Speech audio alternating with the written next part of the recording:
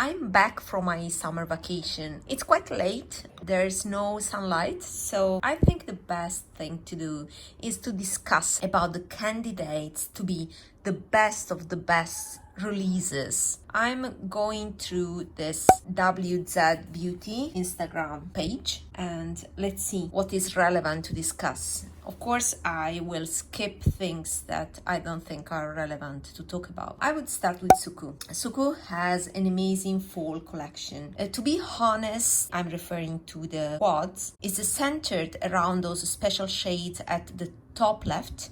And those are not multi-chromes or duochromes, are just glitters. For that reason, I don't know if I will pick these palettes. I may skip them, or I may go only for the cool tone one. The cool tone one has a purplish glitter at the top left. That to me seems the Suqqu equivalent to Lavendering from a gorgeous quad from Pat McGrath that has been discontinued, and I regret not to have picked that quad, and for that reason I may pick the Suqqu version instead. Although my research for a dupe for Lavendering has been fulfilled, let's say, with purchase of the Tom Ford Violet Satin, so I may pick one of the quads and the limited edition liquid eyeshadow. I think I want to try it because I really like the old ones, the old formulation. I will skip the rest. The warm quad has an interesting greenish, grayish, glittery shade, but from what I've seen is more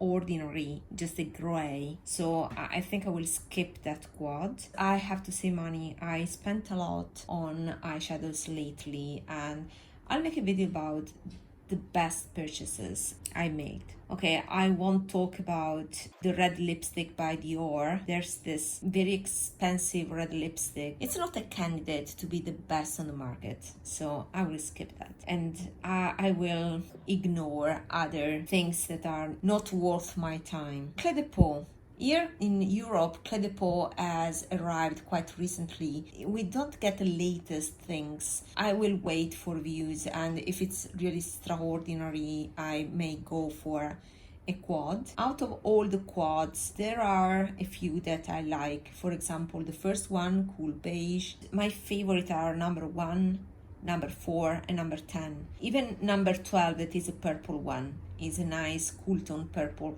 But out of these 4, let's see, these will be very expensive, so maybe if I found a sale or something, I may go for a couple, but nothing that I will purchase right away. Tom Ford, again, I'm not impressed, but I have recently purchased Hazy Sensuality, that I think in US is an old release, but it has been recently launched here, and it's great quad, so I want to mention that. But similar to that Wet and Dry formula by Tom Ford, there's this one by Bobbi Brown. The fall collection by Bobbi Brown is relevant. I like the palette. I think there are some interesting elements here, and they are in the most expensive formula, that is the Wet and Dry, similar to the Wet and Dry by Tom Ford, that is the Baked Gelée formula, that in the Bobbi Brown range is called Luxe eyeshadow formula. They usually provide all the same shades,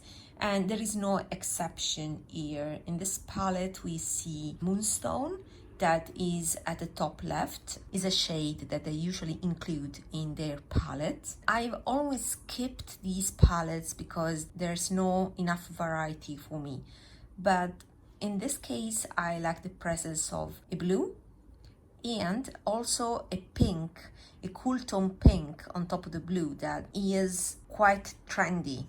We have seen cool pinks like this in, for example, the quad by Pat McGrath, the pink quad, I don't remember the name. Yeah, the inclusion of these almost lavender cool tone pinks is something that is trendy right now. Personally, I don't care for the matte shades that are quite orangey, too warm. I may consider this palette. And then there's a golden highlighter that honestly I don't care for.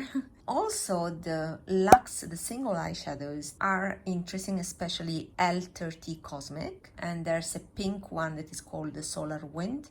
but the cosmic one is the most interesting. It is a light green. I may go for Bobbi Brown this time. Then we have Chanel. Okay, with the Chanel, there's always a problem to reveal their collection. This page has revealed the fall 2023 collection, and I think the most impressive things are those blushes. There's a mauve one and a kind of a bronzer brownish one with the sea that has a lighter color. I like the mauve one. The rose and mauve seems very purplish. I don't think I'm the right target for this collection. And finally, I'd like to talk about the new Isamaya Industrial 2 palette. And this honestly is great.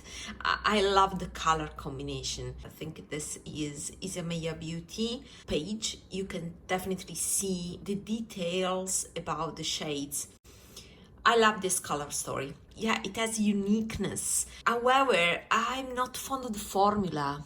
I have decluttered my industrial number 1. I spent a huge amount of money because I imported it from US and I pay taxes and also the shipping because I use the forward shipping service that is quite expensive. The color story was interesting, but I had problems with the shimmer formula, and unfortunately this palette, I believe it's all shimmer palette.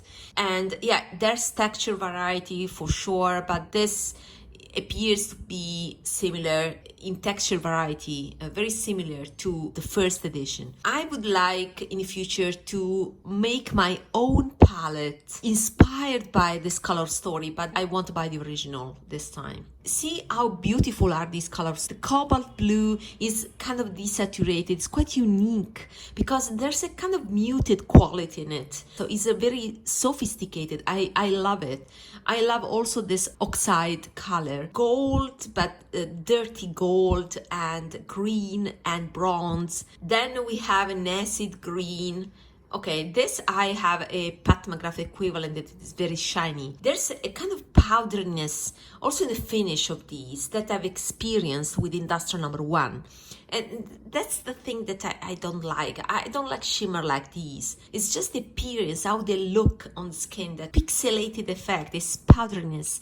It's not my favorite. Nonetheless, you see how gorgeous are these colors. I like them. These are very trendy. Also this cool tone pink, it's also a trend. I just talked about this in the previous section in this video. This is more orangey warm. I'm not sure if this is a pure white or there's a flip, because in Industrial number 1, the white pen has a purple flip. See how gorgeous is this other pairing. Carbon, a cool bronze with a purplish hue, and sodium is a dirty blue. I love it. It's very sophisticated. I like to wear clothes like these. These are my least favorite, but they could be nice as accent colors.